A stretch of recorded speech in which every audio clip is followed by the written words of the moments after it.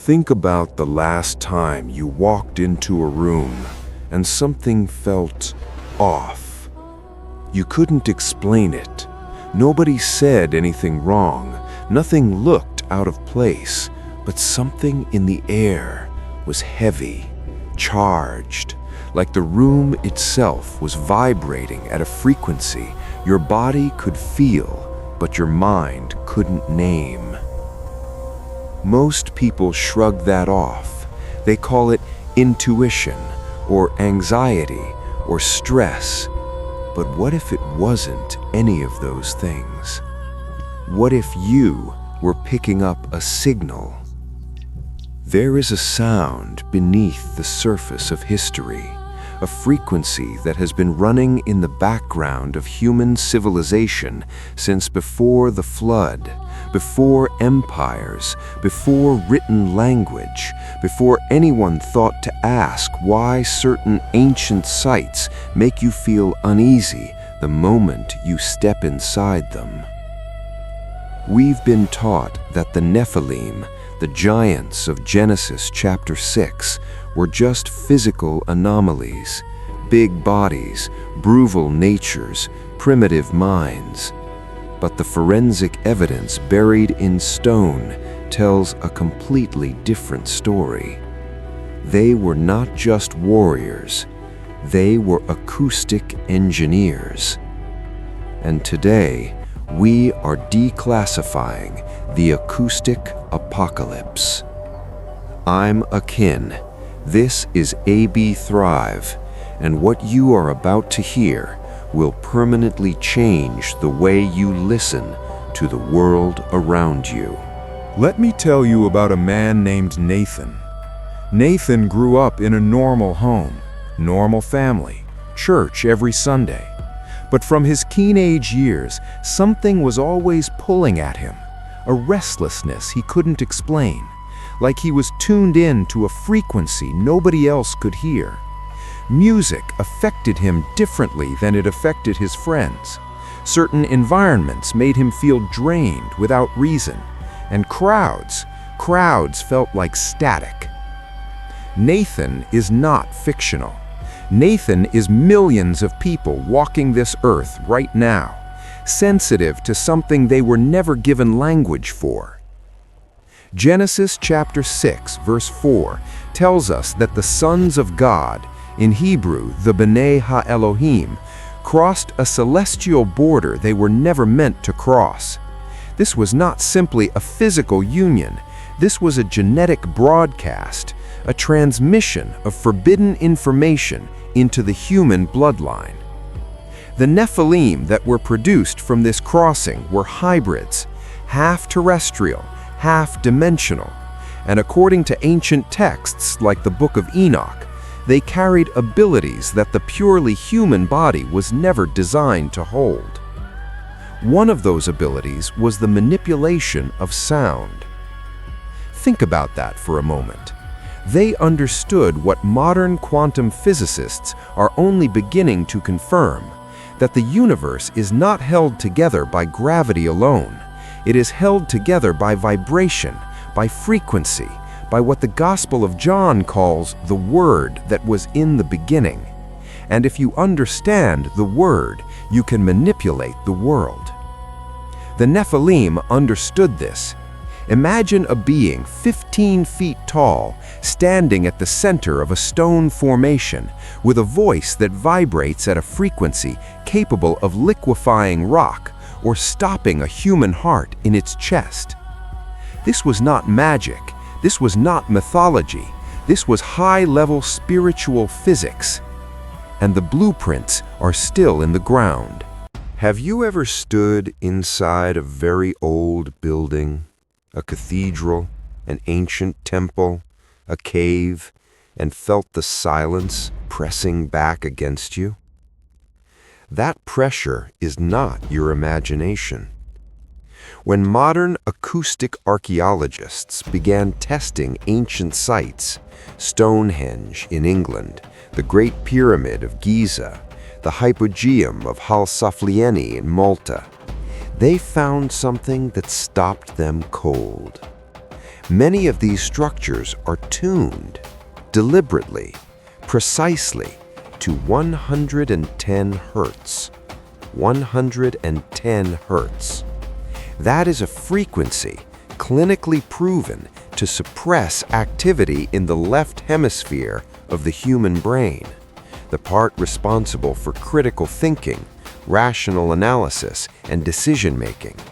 And simultaneously, it pushes the human mind into a theta wave state, that slow, dreamy, deeply suggestible state between waking and sleep. You know that feeling? When you're sitting in a certain space and your thoughts start slowing down and you feel almost dreamy, almost like you would believe anything someone told you right now? That was engineered. These stone structures were not graves. They were not temples in the way we typically use that word. They were hardware. They were nodes on a global grid, specific points on the Earth's surface where the Nephilim could amplify their signal and broadcast influence over vast human populations. Think about it like this. You know how mobile networks need towers placed at certain distances apart to give you coverage? The Nephilim had their own network. The stones were the towers, the Earth's ley lines were the cables, and the human mind was the receiver. And then came the flood. When God sent the waters, He wasn't only judging flesh and blood. He was performing a systems shutdown. He silenced the broadcast. He submerged the hardware. He reset the Earth's frequency back to what the book of Revelation calls pure light. But here is the thing about signals. You can muffle a signal. You can bury it. You can flood it. But if the architecture survives, the signal can come back. Nathan is in his mid-30s now. He has a smartphone. He streams music through wireless earbuds for hours every day. He lives in a city that just completed its smart infrastructure rollout. Sensors on every block, towers every few hundred meters, everything connected to everything. His neighborhood is fully blanketed in electromagnetic coverage. And lately, Nathan cannot concentrate.